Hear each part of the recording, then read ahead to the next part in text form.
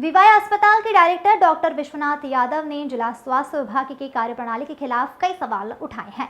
उन्होंने आरोप लगाते हुए कहा कि नर्सिंग होम एक्ट के तहत कार्यवाही की आड़ में मोटी राशि की डिमांड पूरी नहीं करने पर स्वास्थ्य विभाग द्वारा अन्यायपूर्ण व मनमानी तरीके से वीआई हॉस्पिटल का लाइसेंस रद्द कर दिया गया है। इसके पीछे उन्होंने स्वास्थ्य विभाग के नोडल अधिकारी अनिल शुक्ला को जिम्मेदार ठहराया है। स्वास्थ्य विभाग की कार्यवाही को बड़ी साजिश बताते हुए विवाय अस्पताल के डायरेक्टर डॉक्टर विश्वनाथ यादव ने कहा कि हेल्थ डायरेक्टर, कलेक्टर और विधायक से शिकायत कर न्याय की गुहार लगाई गई है। इस दौरान उन्होंने पूरे घटनाक्रम की जानकारी प्रमाणित दस्तावेज के साथ उपलब्ध कराई है। दीपमाला सिन्हा की रिपोर्ट।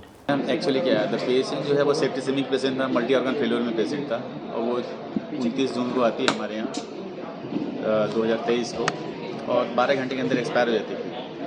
और उसके बाद उससे प्रायर कंसेंट, सारे कंसेंट लिए हुए थे उनके और उनके हस्बैंड के द्वारा सारे कंसेंट दिया भी गया था। अब चूँकि जान पहचान की पेशेंट थी, जान पहचान की पेशेंट थी, ऐसा कुछ है नहीं। उसको 3 दिन बाद आकर के उनके सर्टिफिकेट भी लेके गए वो लोग, डेथ सर्टिफिकेट भी लेके चले गए। अब चूँकि ऐसा लगा कि ये गर्भवती महिला तो थी नहीं, बच्चा लाइव था नहीं, बच्चा कई दिनों से मरा था। तो ये आप इसको गर्भवती कैसे सिद्ध नहीं कर रहे हैं? मतलब गर्भवती नहीं थी, बच्चा मरा था तो गर्भवती नहीं कहलाएगी। अब मैं गर्भवती प्रसूता इसलिए नहीं बोलूँगा क्योंकि वो मैं इसलिए नहीं लिया क्योंकि मैं उसे क्रिटिकल केयर बेस पे लिया था।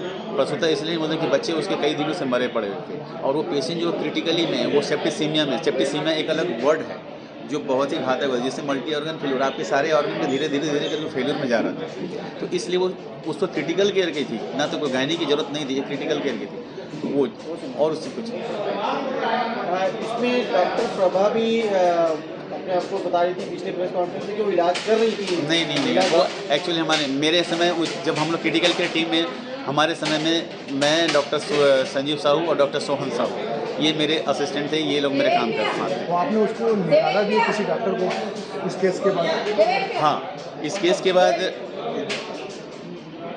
जब मैं 5 तारीख को माफ़ीनामा मुझे बुलाया गया था सीएमएचओ के द्वारा, तो उन्होंने कहा कि रात में ड्यूटी किसने किया था? मैंने डॉक्टर सोहन साहू ने किया था। बोले सर आप उसको निकाल दो। बोले क्यों निकाल देते, गलती क्या है उसकी? तो बोले इन्फॉर्म। बोले सर उनका इन्फॉर्म तो मुझे किया था लेकिन ये नियम नहीं पता हमको क्योंकि यहाँ पे देना होता, नहीं तो देने में क्या था, तो उसको क्यों निकाल दे? तो बोले नहीं आप निकाल दो, मेरी इतनी बात मानो। तो मैंने उनके कहने पे सोहन साहू को वहाँ से निकाला था अपने यहाँ से, उस काम की गलती की वजह से। हाँ, बोले कि आपने इन्फॉर्म नहीं किया इसलिए, जबकि वो मुझे नहीं लगता कि वो गलती है।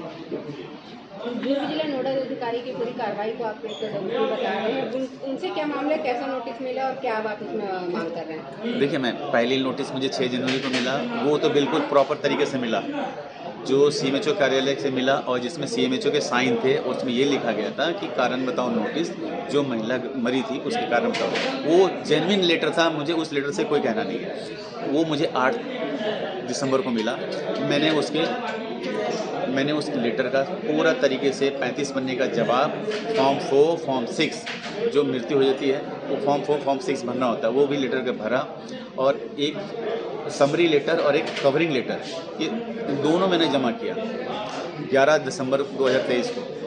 डॉक्टर साहब, इसमें नोडल अधिकारी के द्वारा आपके कुछ पैसे की डिमांड की, ऐसा आपका कहना है। कौन था, क्या नाम था और किस तरीके से आपको मैसेज आया कि फ़ोन आया, बताएं। सर मैं ऐसे बार मुझे एक ही जगह डिमांड थी, बोले एक बार मिल लो, मिल के ख़त्म कर लो मामला। सर मिलने बोलते हैं? किसका फोन आया? वो उनके ऑफिस से। क्या नाम था? विमल कितने की डिमांड थी? और डिमांड पूरा क्लियर नहीं करता था। मैं पूछता था पैसा बता दे, कुछ पैसा है तो बता दे। बोलते नहीं छत्तीसगढ़ी में बात होगी डॉक्टर साहब। किससे मिलने बोल रहा था? अनिल शुक्ला से। अब उसमें